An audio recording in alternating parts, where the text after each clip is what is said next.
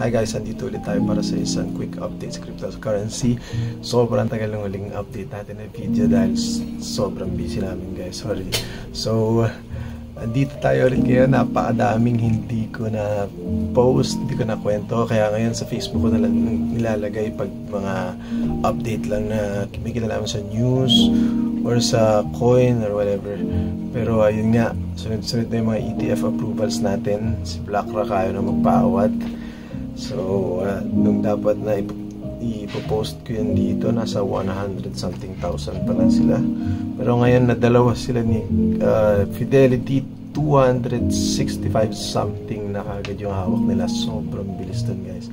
Si Michael Saylor ng MicroStrategy, 165 ata hawak nila if I'm not mistaken, I don't know.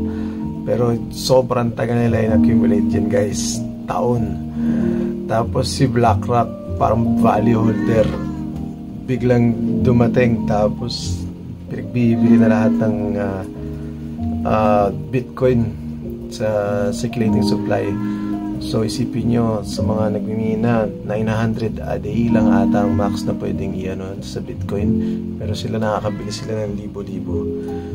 Hindi ko alam paano, siguro sa pag-down sa may mga nagsisell, mas marami silang nabibili kapag ganun. So napupunta sa kanila lahat. Pero yun nga guys, tumama rin yung mga hindi naman hunches, pero tagal din kasi natin inaral ito guys.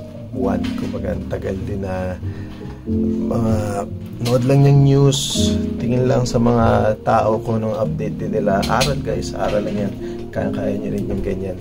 Kumbaga gagawa pala tayo ng Discord community din para sa mga updates na pwede nating ibato, sa mga coins na mga pwede nyo guys, not financial advice na, pero kung syempre yung kung yung mga spare lang kayo, mga papaiba 500 siguro, 1,000 yung mga bukal sa loob nyo, kung ano naman mangyari, okay lang yun kung ganun. Pero hindi ko sinasabing bumili kayo or bumili kayo kung huddle mentality kayo, and kung ano man pwede o kung ano. Pero ayun nga guys, sa Discord community natin magkakaroon tayo ng updates, kulitan, pwede tayo magkwentuhan doon at kung ano man.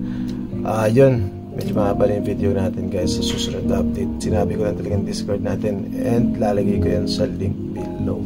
So click na kayo at kita kayo sa Discord.